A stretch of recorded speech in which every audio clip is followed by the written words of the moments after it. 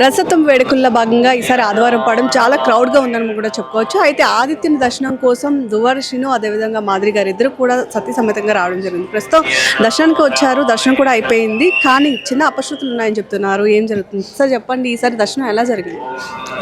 ఈరోజు శ్రీ శ్రీ శ్రీ సూర్యనారాయణ స్వామివారి అరసవెల్లి దేవాలయంలో రథసప్తమి సందర్భంగా మరి స్వామివారి నిజస్వరూపం దర్శనం చేసుకున్నాం. చాలా సంతోషం, బాగా జరిగింది. కాకపోతే ఈరోజు ఏర్పాట్లన్నీ చాలా దారుణంగా ఉన్నాయి. పట్టించుకునే నాదుడే లేడు. వేలాది మంది భక్తులు 2 రాష్ట్రాల నుంచి, దేశం నలుమూలల నుంచి కూడా ఈరోజు వస్తారు. వచ్చేందుకు తగిన ఏర్పాట్లు అయితే ఏమాత్రం చేయలేదు. కేవలం మంత్రులు, ఈ జిల్లాకు చెందినటువంటి ఒక కేంద్ర మంత్రి, ఒక రాష్ట్ర మంత్రి హంగులు ఆర్భాటాల కోసం మాత్రమే పరిమితమయ్యారు తప్ప హాయిగా నిద్రపోతున్నారు. కేంద్ర మంత్రి నిద్రపోతున్నాడు. 1800 ఫ్లైట్లు ఆగిపోయినా నెట్ఫ్లిక్స్ ఆడుకున్నాడు. ఈరోజు జిల్లాలో ఇన్ని వేల మంది వస్తున్నటువంటి బ్రహ్మాండమైనటువంటి కార్యక్రమానికి ఏదో మ్యూజికల్ నైట్ పెట్టాం, హెలికాప్టర్ తీసుకొచ్చి పెట్టాం, ఏదో తిప్పాం. ఇది ఎవడు కోరుకుంటున్నాడు? అబ్బా, భక్తులకి దర్శనం అయ్యే ఏర్పాట్లు చూడండి. వృద్ధులు ఉన్నారు, మహిళలు ఉన్నారు, అలాగే చాలామంది అనారోగ్యంతో ఉన్న వాళ్ళు ఉన్నటువంటి ఉన్నారు. వీళ్ళందరూ ఇబ్బంది పడుతున్నారు. నేనైతే ప్రోటోకాల్ ఉన్నప్పుడు కూడా నేను ప్రోటోకాల్ దర్శనంకి వెళ్ళా. నేను మామూలుగా భక్తులు దీనిలోనే నేను వెళ్ళాను. అందరూ సామాన్యులతోనే కలిసి వెళ్ళాం. చాలా ఇబ్బందులు నేను చూశాను. నేను వెళ్ళి తిరిగి వచ్చినప్పటికి ఇప్పుడు 2.5 hours అయింది. చాలా ఇబ్బందులు చూసాను సార్. ఇక్కడ చూసుకుంటే ఎయిర్ లేని విధంగా ఇలాంటి వాటిలన్నింటినీ అవాయిడ్ చేయడం కోసమే క్యూ లైన్స్ కూడా సపరేట్ చేసాము, విఐపీకి అదే డోనర్స్ అట్లా అంటున్నారు. సో అసలు ఇవన్నీ ఇక్కడ వర్క్ చేయలేదంట. ఈ క్యూ లైన్స్ ఎప్పుడో ఇప్పటికి 10-15 సంవత్సరాల నుంచి ఉన్నాయి. మేము కూడా మా గవర్నమెంట్లో ఉండేటప్పుడు బ్రహ్మాండంగా చేసాం. ఎక్కడ అవాంఛనీయ సంఘటనలు లేకుండా అందరికీ భోజనం ఏర్పాట్లు, పులిహోర, మంచినీళ్లు, దాహానికి మజ్జిగలు అన్నీ కూడా బ్రహ్మాండంగా ఏర్పాటు చేసాం. పసిపిల్లలతో సహా మెడికల్గా కూడా ఏ ఇబ్బంది లేకుండా డాక్టర్స్ని, కాంపౌండర్స్ని అందరినీ ఏర్పాటు చేసి బ్రహ్మాండంగా మేము గతంలో చేసాం. ఈరోజు వీళ్ళు రివ్యూ చేయట్లేదు. అధికారులను కూర్చోబెట్టుకుని, అధికార యంత్రాంగాన్ని కూర్చోబెట్టి కలెక్టర్తో కానీ, ఎస్పీ గారితో కానీ, పోలీస్ ఆఫీసర్తో వీళ్ళందరితో రివ్యూస్ చేసి ఎక్కడ ఏం చేయాలి, ఎలాంటి ఏర్పాట్లు చేసుకోవాలి, ఎలాంటి భద్రతా చర్యలు చేపట్టాలి, ఎలా బ్రహ్మాండంగా నడిపించాలి. సమన్వయ లోపం ఉంది. వీళ్ళు పట్టించుకోవట్లేదు. మంత్రులకి బాధ్యత లేదు. అచ్చెన్నాయుడికి కానీ కేంద్ర మంత్రికి కానీ బాధ్యత లేదు, రెస్పాన్సిబిలిటీ లేదు. అంత దౌర్భాగ్యమైన పరిస్థితుల్లో వాళ్ళు ఉన్నారు కాబట్టి ఇలా ఉంది. నేనైతే ఇప్పటికైనా కోరుతున్నాను కలెక్టర్ గారికి, ఎస్పీ గారికి, పర్యవేక్షించండి.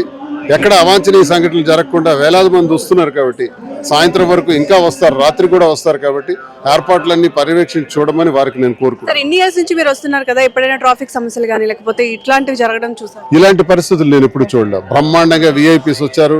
ఇప్పుడు వివిఐపీస్ అంట, విఐపీస్ అంట, 500 రూపాయల టికెట్ అంట, 300 రూపాయల టికెట్ అంట. ఎందుకు ఇవన్నీ? అందరూ అదే గోల, అదే క్యూలు. డబ్బులు కట్టినోడి పరిస్థితి, సామాన్యుడి పరిస్థితి, అందరి పరిస్థితి ఘోరంగా ఉంది. ఎవరికి ఇప్పుడు ఇష్టానుసారం దురుస్తనం కూడా ఎక్కువగా ఉంది. చాలామంది వాలంటీర్లు పేరుతో ఎవరున్నారో తెలియదు. కొంతమంది పోలీసు వారు కూడా ఇష్టానుసారంగా కొట్టేయటం, తోసేయటం, యాత్రికులు వచ్చేటటువంటి భక్తులకి చాలా అధ్వానంగా వాళ్ళ పట్ల బిహేవ్ చేయటం, ఇవన్నీ చాలా అసభ్యకరంగా ఉంది. నేను దీన్ని తీవ్రంగా ఖండిస్తున్నాను. వెంటనే పర్యవేక్షించి ఇవన్నీ సెటరేట్ చేయాలని కోరుకుంటున్నాను. మాదిరి గారు, మీరు చెప్పండి, దర్శనం చేసుకున్నారు కదా, ఇబ్బంది పడ్డారేమన్నా? అంటే వివిఐపి అని చెప్పి ఏదో దర్శనం ఇచ్చారు. ఆ వివిఐపి ప్రోటోకాల్లో ఒక విఐపి దర్శనం చేసుకోవడానికి ఆల్మోస్ట్ 2 hours పట్టింది. అండ్ ఆ దర్శనానికి వెళ్ళే ఒక వే ఒకటే ఉంది, ఎగ్జిట్ ఒకే ఉంది. మేమే ఒక 1 hour స్ట్రక్ అయ్యి చాలా సఫికేట్ ఫీల్ అయ్యాం. సో ఇంకా సామాన్య భక్తులకి దర్శనం ఎలా ఉంటుందో మీరే ఊహించుకోవచ్చు. అంటే మీరు అక్కడి నుంచి ఇబ్బంది పడుతూ వస్తున్నారని చెప్పారు. క్యూ లైన్స్ లో చాలా మంది భక్తులు కూడా ఉన్నారు కదా, వాళ్ళు సఫర్ అవ్వడం కానీ ఏమైనా అబ్జర్వ్ చూడండి. క్యూ లైన్స్ లో ఎలా ఉన్నారు, ఎక్కడికి పోలీసులు అత్యుత్సాహం ఎక్కువ కనిపిస్తుంది నాకు. ఏర్పాట్ల కంటే కూడా వీళ్ళు పోలీసులు అత్యుత్సాహం ఎప్పటి నుంచి ఉన్నదే, ఇంకా కొంచెం ఎక్కువ చూపించి జనాలు చాలా ఇబ్బందులు పడుతున్నారు. ఎక్కడెక్కడ ఆపేసి గంటలు స్ట్రక్ చేయించి చాలా ఇబ్బందులకు గురవుతున్నారు జనాలు. ఆదిత్య దర్శనం కోసం ప్రస్తుతం మాజీ మంత్రి కృపరాణి కుటుంబ సమేతంగా వచ్చారు. ఒకసారి అడుగుదాం. మేడం చెప్పండి, ఎవ్రీ ఇయర్ దర్శనం చేసుకుంటారు, ఈ ఇయర్ దర్శనం ఎలా అయింది? అదే దట్స్ వాట్ నేను ఇప్పుడు అదే చెప్పానమ్మా. ఇంచుమించుగా 2.5 decades నుంచి నేను ప్రతి ఏడాది ఖచ్చితంగా మధ్యాహ్నం మిడ్ నైట్ 12 o'clock కల్లా ఆదిత్యం దర్శనం నిజరూప దర్శనం చేసుకుంటాను.